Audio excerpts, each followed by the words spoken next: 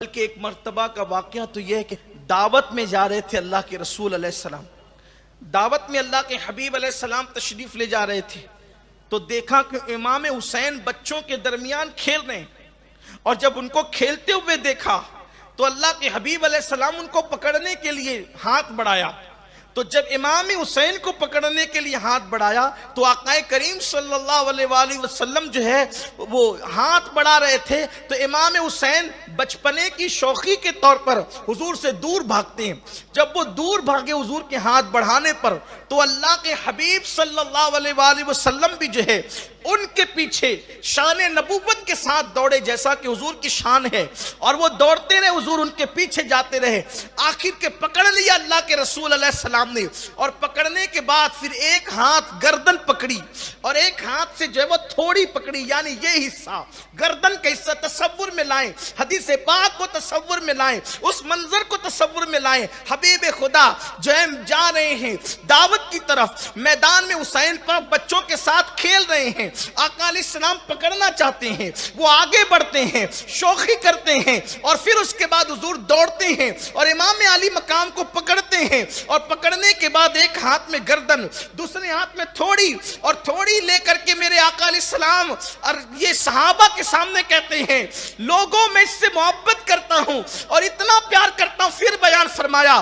حسین و منی وانا من الحسین، حسین مجھ سے ہے اور میں حسین سے ہوں، اور پھر فرمایا احب اللہ من احب حسینا، جو جو حسین سے محبت کرے گا وہ اللہ کا محبوب بن جائے گا، جو حسین سے محبت کرے اللہ اس سے محبت کرے گا۔ پھر کہا حسین و سبت من الاسباط، حسین میرے بیٹوں میں ایک بیٹا ہے، حسین میرے نواسوں میں ایک نواسا ہے، اور سبت من الاسباط کا کہ متعلق ملا علی قاری کہتے ہیں کہ حسین امتوں میں سے ایک امت ہے، یعنی حسین کی شان یہ ہے کہ گویا کہ حسین کا مقام پوری ایک امت کے برابر ہے۔ حسین پوری امت کے حسین امتوں میں سے ایک امت ہے۔ اللہ کے رسول علیہ السلام نے فرمایا، ملا علی قاری رحمت اللہ تعالیٰ علیہ اس کی شرح کرتے ہوئے کہتے ہیں حسین امتوں میں سے ایک امت ہے، یعنی کہ امتیں حضرت ابراہیم علیہ السلام کے لیے بھی قرآن کی آیت میں کہ ابراہیم ایک امت تھے۔ ملا علی قاری یہاں پر شرح کرتے ہوئے کوٹ کرتے ہیں کہ حضرت ابراہیم علیہ السلام کو بھی ایک امت کہا گیا، اور پھر میں قرآن میں اور حضور اکرم صلی اللہ علیہ وسلم نے امام حسین کو امت کہا۔ امت یعنی کہ اسباط کا ایک ترجمہ ملا علی قاری نے شرح کرتے ہوئے کہا کہ گویا کہ حسین پورا ایک قبیلہ ہے، اور اللہ کے حبیب علیہ السلام نے قبیلہ کہہ کر ذات حسین کو یہ بیان کر دیا، یعنی میرے حسین سے اتنی اولادیں پیدا ہوگی کثرت کے ساتھ کہ تنہا حسین کا پورا ایک قبیلہ ہو جائے گا، کثرت کے ساتھ اولاد ہوگی۔ دیکھیں یہ بھی غیب کی خبر پوری ہوئی۔ تو فرمایا احب اللہ من احب حسینا، جو حسین سے محبت کرے گا اللہ اس سے محبت کرے گا۔ اور کیا کہا؟ میں حسین سے پیار کرتا ہوں، میں حسین سے محبت کرتا ہوں۔ آقا علیہ الصلوۃ والتسلیم سے کسی نے پوچھا یا رسول اللہ صلی اللہ علیہ وآلہ وسلم آپ سب سے زیادہ کس سے پیار کرتے ہیں؟ تو سرکار نے فرمایا سب سے زیادہ پیار میں میرے حسین سے کرتا ہوں۔ اب آپ مجھے بتائیں جس کو محبوب خدا ہونے کا شرف حاصل ہو، جو خدا کے محبوب کا محبوب ہو، اب اس پر کوئی بیان ہو سکتا ہے؟ کیسے بیان ہوگا؟ اس لیے کہ استاد زمن تو کہتے ہیں کہ اس کا تو بیان ہی نہیں ہے۔ جس کو حضور محبوب بنائے، جس کو حضور چاہیں، اس کا بیان کیسے ہو سکتا ہے؟ کیسے بیان ہو سکتا ہے؟ وہ کہتے ہیں اللہ کا محبوب بنے جو تمہیں چاہے۔ مقام حسین دیکھ لو، استاد زمن سے سیکھو کس شان سے بیان کریں۔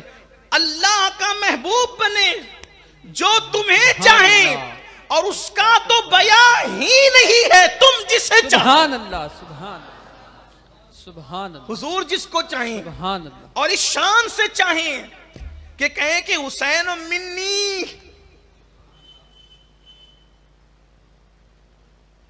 تشریحات کے سارے ابواب ختم ہو جائیں گے۔ حسین و منی، حسین مجھ سے ہے، وانا من الحسین، اور میں حسین سے ہوں۔ ملا علی قاری اس کی شرح کرتے ہوئے کہتے ہیں گویا بتایا جا رہا ہے اللہ کے حبیب علیہ السلام کے علم میں یہ بات ہے کہ حسین کے ساتھ ہونا کیا ہے، حسین پاک کو ستایا کتنا جانا ہے، حسین پاک پر مشکلیں کتنی آنی ہیں، وہ لٹیرے، اوباش، بدماش، کائنات کی بدترین مخلوق حسین پاک کے ساتھ سلوک کیا کرنے والی ہے۔ پانی بند ہونا ہے حسین پر، گھر کا بے گھر کرنا ہے حسین کو، مجبور کرنا ہے حسین کو، ان کی اولاد کو ان کے سامنے ذبح کیا جائے گا، یہ سب کچھ کیا جائے گا، کریں گے کلمہ پڑھنے والے۔ تو ملا علی قاری فرما رہے لکھ رہے ہیں کہ آقا علیہ السلام نے پہلے کہہ دیا کہ گویا کہ محبت کے معاملے میں جس طرح محبت میرے ساتھ واجب ہے، میرے حسین کے ساتھ بھی، جس نے اس سے محبت کی اس نے مجھ سے محبت کی، جس نے اس سے جنگ کی اس نے مجھ سے جنگ کی، جس نے اس سے دشمنی کی اس نے مجھ سے دشمنی کی، جس نے اس سے عداوت کی اس نے مجھ سے عداوت کی، گویا کہ جس نے اس کو قتل کیا تو گویا کہ حضور اکرم صلی اللہ علیہ وآلہ وسلم کی جان اقدس پر اس نے حملہ کیا۔ وانا من الحسین، اور حسین مجھ سے، میں حسین سے ہوں۔ تو جنگ کرنے والوں کی وکالت کرنے والوں کو تھوڑی دیر اس حدیث پر توجہ کرنا چاہیے، اور اتفاق سے یہ حدیث اتنی کثرت سے راویوں نے بیان کیا ہے کہ اس حدیث پر کسی نے کلام نہیں کیا۔ امام حضرت ملا علی قاری کہتے ہیں کہ یہ حدیث کی اس حدیث کی جو سندیں ہیں، اس کی جو اسناد ہے وہ صحیح ہے، اور یہ حدیث کثرت کے ساتھ، کثرت ترک کے ساتھ محدثین نے ہر دور میں بیان فرمائی۔ حسین منی وانا من الحسین، حسین مجھ سے ہے میں حسین سے ہوں۔ کتنی بڑی بات ہے، اللہ اکبر۔ حضور علیہ السلام جو چمڑے کی نالین کو زیب پیر فرمانے شرف بخش دے ایک مرتبہ، وہ سروں پر آتی ہے، اور جس کو فرمایا حسین منی، یہ مجھ سے ہے۔ اب منی کا مطلب بھی ملا علی قاری یہ بیان فرماتے ہیں، گویا کہ رگ حسین میں مصطفیٰ جان رحمت کا خون موجود ہے، کوئی شک ہے؟ حضور کا خون موجود ہے۔ اور حضور پاک صلی اللہ علیہ وآلہ وسلم نے ایک مرتبہ مولا حسین پاک اور حسن پاک دونوں شہزادے گم ہو گئے۔ سیدہ پاک نے بابا سے کہا بابا جان وہ گم ہو گئے، پتہ نہیں کہاں ملتے نہیں ہیں۔ سرکار علیہ السلام بنو نجار کے باغ میں گئے تو دیکھا کہ دونوں شہزادے ریت پر سو رہے ہیں۔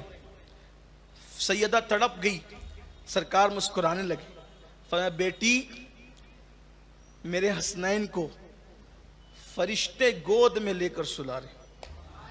فرشتے نے، کسی نے نیچے پر کیا ہے، کسی نے سایہ کیا، ورنہ دھوپ میں نیند تھوڑی آتی ہے، اور اتنی چین کی نہیں آتی، اگر آتی تو اتنی چین کی۔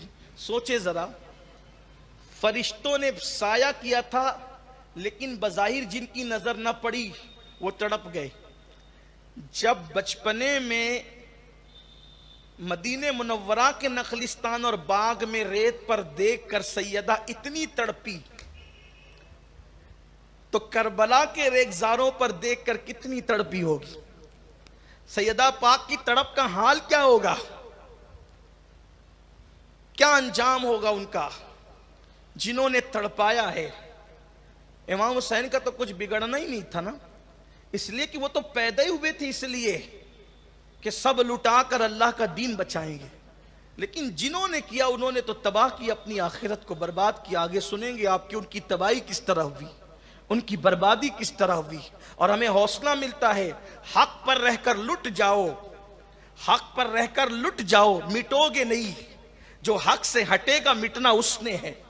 اس لیے حق پر رہو، اپنا موقف رکھو، استقامت کا مظاہرہ کرو، دین پر رہو۔ چند سکوں کے عوض، تھوڑی سی دولت کے عوض سود کا دھندا مت شروع کر دو، شراب بیچنا مت شروع کر دو، دین سے دور مت ہو جاؤ، لوگ کیا کہیں گے فیشن پرست مت ہو جاؤ، دین کا دامن پکڑ کر کے رکھو، حق پر صداقت پر رہو۔ زبان کو سے نکلے تو حق نکلے، سچائی نکلے، صداقت نکلے۔ دنیا کی اس منڈی کے اندر اس وقت لوگ اللہ اکبر حضور کی بے ادبیاں کر رہے ہیں، توہینیں کر رہے ہیں، اور پھر ہمارا حال یہ ہے کہ معاذ اللہ ہم لوگ محبت کرنے والوں میں اور بے ادبی کرنے والوں میں فرق نہیں کر رہے۔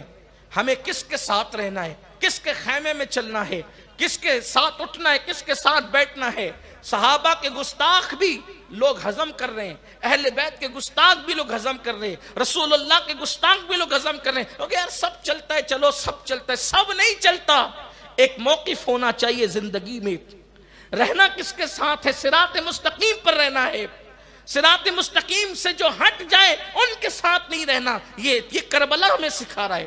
بلکہ آپ سے یہ بیان کرنا چاہتا ہوں کہ لوگ یہ بات کرتے ہیں کبھی کبھی کہ یار سبھی تو کلمہ پڑھتے ہیں، ہم اب ریت کسی کے بھی ساتھ چل جائے گا۔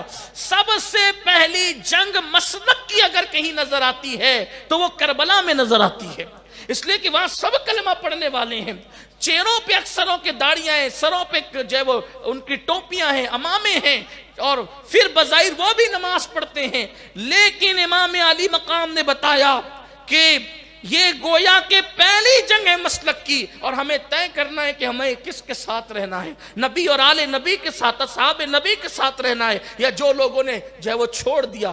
کہاں پر کہاں حضرت عمر ابن خطاب یہ کہیں، کہاں حضرت عمر ابن خطاب یہ کہیں کہ حسین اللہ کے بعد اگر بزرگی ہمیں کہیں سے ملی ہے تو وہ تو ہے، یہ ہے، یہ کہا حضرت عمر ابن خطاب نے کہ اللہ کے بعد اگر بزرگی کہیں سے ملی ہے تو وہ تم ہو۔